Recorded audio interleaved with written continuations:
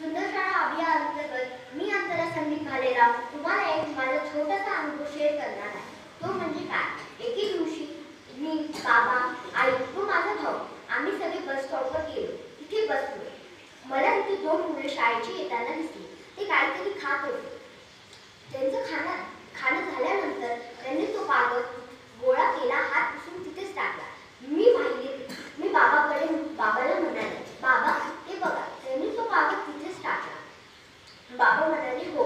मी म्हणाले, मी त्यांना विनंती करू का? बाबा म्हणाले, हो, जा बेटा.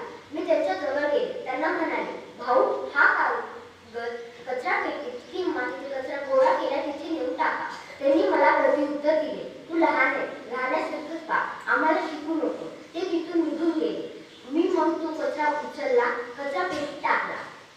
तिथे एक आजी बसल्या होत्या. त्या माझ्या जवळ आल्या. त्यांनी मला माझे नाव, शाळेचे नाव आणि तू कुठे राहतेस ते विचारले. मी त्यांना सांगितले.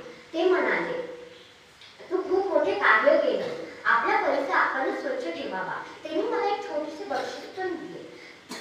म्हणूनच माझी विनंती आहे की आपला परिसर आपणच स्वच्छ ठेवावा.